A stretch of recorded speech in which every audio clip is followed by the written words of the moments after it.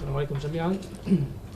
نرحب أولا بمعالي وزير الخارجية البريطاني الذي زار طرابلس هذا الصباح، وكان له لقاء أكثر من بناء وإيجابي مع السيد رئيس المجلس الرئاسي لحكومة الوفاق الوطني وأعضاء المجلس الرئاسي.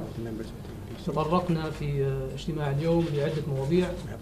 نحن في طور تشكيل معادلة علاقة التعاون والعمل المشترك بين ليبيا بعد التوافق السياسي والمجتمع الدولي.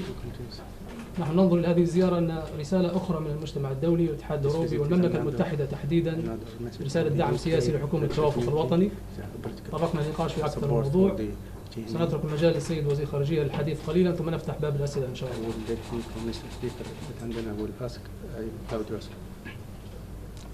Thank you. Well, I'm delighted to be here in Tripoli today, and this visit, as the Minister says, demonstrates Britain's continuing commitment to Libya and its people. أنا يسعدني أن أكون في طرابلس معكم هذا اليوم، وهذه الزيارة هي تأكيد على دعم بريطانيا والتزامها مع ليبيا والشعب الليبي. We stand shoulder to shoulder with Prime Minister Sarraj and his government as they seek to restore peace and stability to Libya. نحن نقف كتفا إلى كتف مع السيد سراج وحكومته، وهم يسعون لإعادة تأهيل الأمن والاستقرار في ليبيا. I've had good meetings this morning with Prime Minister Sarraj and members of the Presidency Council. كان لدينا لقاء جيد هذا الصباح مع السيد سراج وأعضاء المجلس الرئاسي. I very much welcome their priorities of pushing forward with security rebuilding, the economy and restoring public services. نحن ندعم أولوياتهم وهي إعادة الأمن والاقتصاد وإعادة تأهيل الخدمات. And I welcome too their commitment and determination to represent the whole of Libya. ونرحب بالتزامهم وتصميمهم على تمثيل كل ليبيا. And to deliver a better future for all the Libyan people. وتوفير مستقبل أفضل لجميع الليبيين. I was pleased to be able to announce that Britain is committing another £10 million for technical assistance to the government during this period. يسعدني أن أعلن أن المملكة المتحدة قد خصصت ما يقارب من 10 مليون جنيه استرليني لتوفير الدعم للحكومة في هذه الفترة. I am going from here to Luxembourg, where I will join my European Union colleagues in a video conference with Prime Minister Sarraj. سأكون في لوكسمبورغ هذا المساء مع زملائي من الاتحاد الأوروبي، وسنكون على اتصال عبر الدار المغلقة الفيديو مع السيد السراج. And we will consider this evening after that video conference how we in Europe can continue to get behind the new government and its priorities. وسننظر خلال هذا اللقاء هذا المساء في كيفية مواصلة دعم والوقوف مع الحكومة ومساعدتها. Clearly the two key priorities in Libya for the Libyan people are security and economic recovery. واضح جدا أن العنصرين الأساسيين للليبيين في هذه المرحلة هو الأمن والتطوير الاقتصادي أو إنقاذ الاقتصاد. On security, the agenda must clearly be defined and owned by Libyans. في مجال الأمن لابد من يكون جدول أعمال محدد ويملكه الليبيون. But Britain and other European nations are ready to provide support for training of Libyan forces if the government so requests. ولكن المملكة المتحدة ودول أخرى مستعدون لتقديم المساعدة في مجال التدريب إذا طلب الليبيون ذلك. The immediate needs of the economy are to increase liquidity in the banking system, to increase power generation, and to ensure the supply of basic commodities. الاحتياجات الآنية والملحة حاليا بالنسبة للناس هي توفير السيولة في المصارف وتوفير الأمن وتقديم الخدمات بشكل عاجل. And the UK is in a position to help with all three. والمملكة المتحدة مستعدة للمساعدة في هذه النقاط الثلاث، وأيضا الكهرباء توفير تأهيل قطاع الكهرباء. In the longer term, ensuring the continuing effective functioning of the three key state institutions, the Central Bank, the National Oil Corporation and the Libya Investment Authority is vital. وعلى المدى البعيد أيضا تقوية وتعزيز دور المهم للمؤسسات الدولة السيادية الثلاث، وهي المصرف المركزي، مؤسسة الاستثمار والمؤسسة الوطنية للنفط. And we stand ready to provide technical support to those authorities as well as to assisting in the re-establishment of oil production and export. ونحن نقف مستعدين لتقديم الدعم الفني لهذه المؤسسات وأيضا للمساعدة في إعادة ضخ النفط من جديد. The UK is an active participant in the European Union's counter-migration operation in the central Mediterranean, Operation Sophia. المملكة المتحدة تلعب دور رئيسي مع زملائها في الاتحاد الأوروبي في مكافحة الهجرة غير الشرعية في وسط البحر المتوسط. This operation has had some success at identifying suspected smugglers and in preventing loss of life at sea. وقد تم إطلاق عملية، وهذه العملية من خلالها تمكنا من تحديد الكثيرين مما ينظمون هذه الهجرة غير الشرعية والتي تسبب في فقدان أرواح عديدة.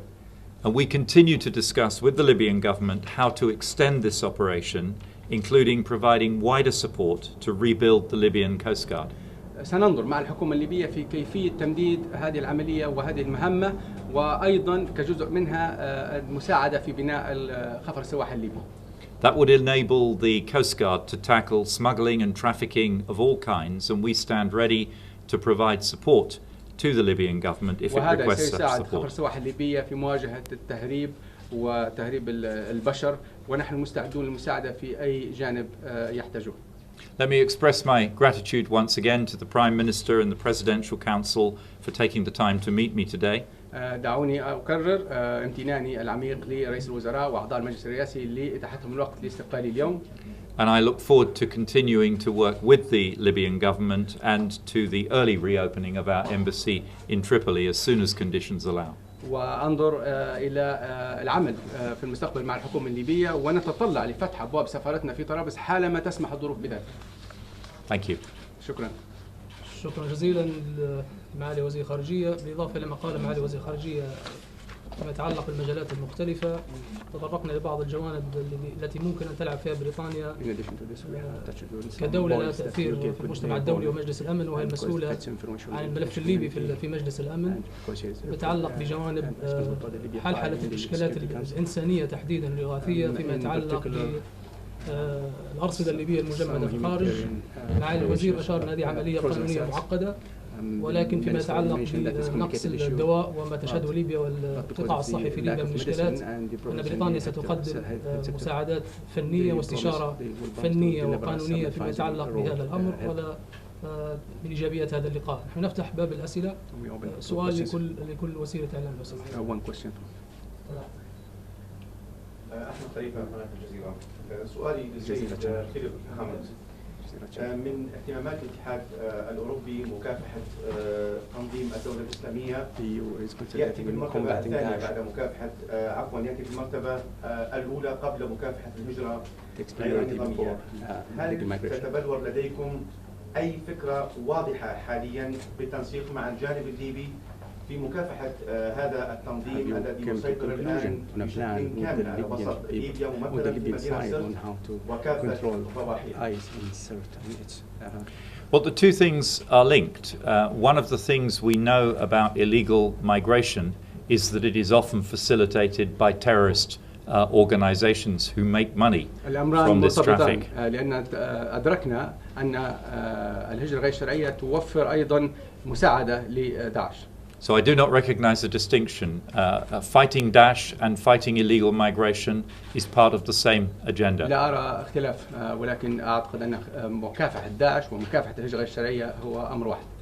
And of course it must be for the Libyan people, the Libyan government, to decide how to recapture their country from the Daesh invaders. ونترك الأمر للليبيين وللحكومة الليبية للنظر في كيفية إعادة السيطرة على البلاد من داعش. But the international community stands ready to support them, to provide training and technical assistance in any way that we can.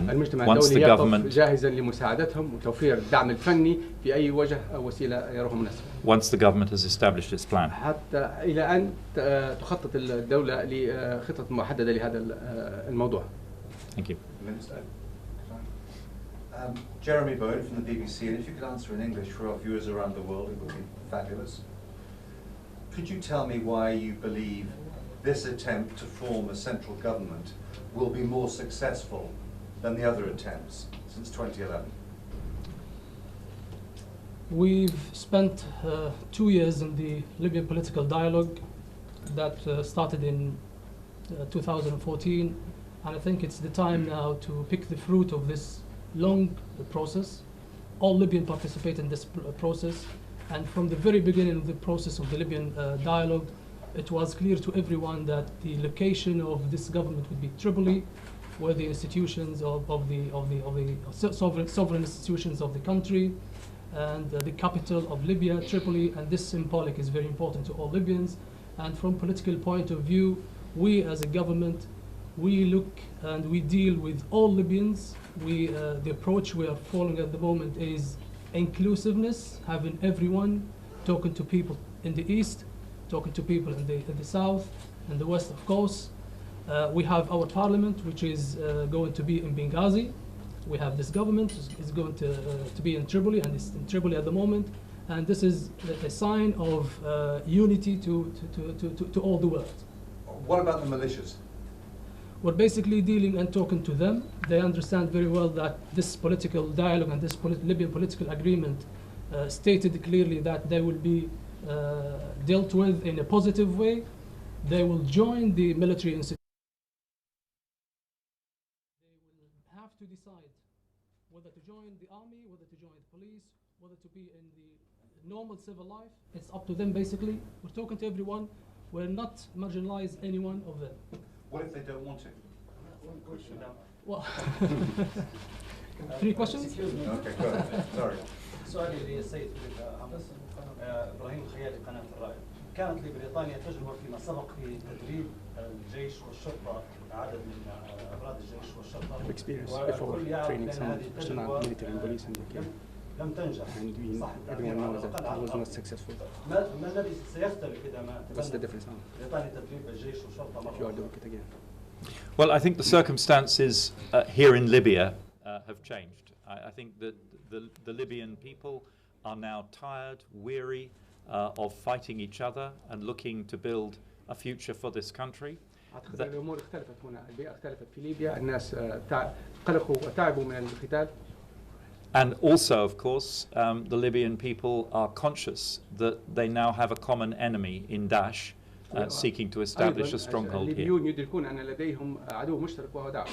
So I hope that as the militia groups come inside the tent, as it were, and cooperate with the government, it will be possible for us and our partners to support a military training program in the future. في حال المجموعات المسلحة أتت تحت مظلة الحكومة سيكون لنا دور وسنتمكن من توفير الدعم الأسبق. And I'm confident that if the conditions are right for that training program to take place in Libya or in a neighboring country, that will be more successful than trying to do it in Europe. الملائمة لمثل هذا التدريب أن يحصل سواء في ليبيا أو في دولة مجاورة سننجح.